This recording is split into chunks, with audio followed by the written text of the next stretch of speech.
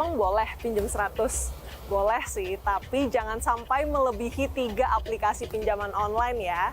Ya, betul, Otoritas Jasa Keuangan baru saja merilis peraturan baru terkait pinjaman online di Indonesia.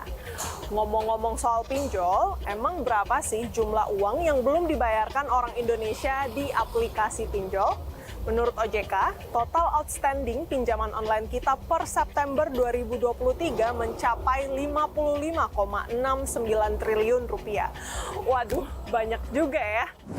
Faktanya, hingga September 2023, OJK mencatat kelompok umur 19 hingga 34 tahun jadi kelompok umur dengan total outstanding pinjol perseorangan terbanyak, yakni 27,5 triliun. Kemudian disusul kelompok umur 35 hingga 54 tahun di angka 20,1 triliun dan kelompok umur di atas 54 tahun di angka 2,23 triliun. Posisi terakhir diduduki kelompok umur di bawah 19 tahun dengan total outstanding pinjol mencapai 283,89 miliar. Generasi produktif angkatan kerja, tapi kenapa banyak utangnya ya? Hayo, siapa yang punya resolusi tahun ini bisa lunasin pinjolnya? Nah, kredit macet ini memang masih membayangi industri fintech Indonesia. Hingga September 2023, OJK mencatat kredit macet pinjaman online di Indonesia mencapai angka 1,57 triliun rupiah. Aduh, habis minjem, jangan lupa dibayar ya, soalnya bisa panjang nih urusan kalau nggak dibayar. Sayang seribu sayang, lagi-lagi OJK mencatat kredit macet pinjol terbanyak dialami kelompok usia 19 hingga 34 tahun di angka 675,1 miliar rupiah.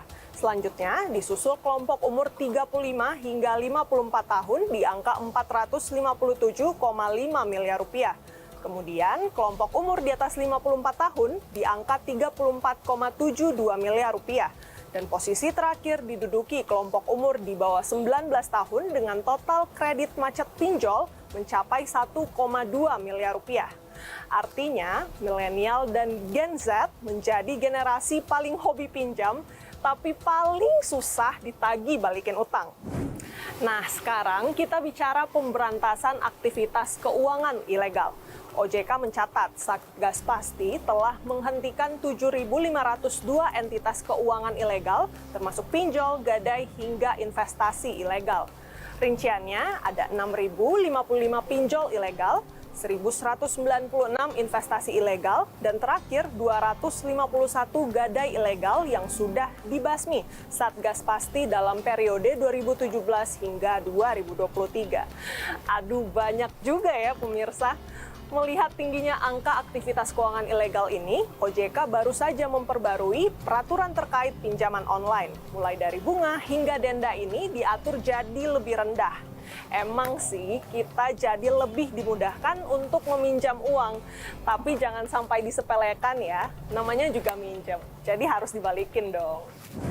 Dengan adanya aturan baru, yang menjadi pertanyaan kini adalah pertama, apakah penurunan bunga serta-merta membuat masyarakat beralih dari pinjol ilegal ke terdaftar? Yang kedua, apakah jumlah pinjol ilegal akan turun sendiri?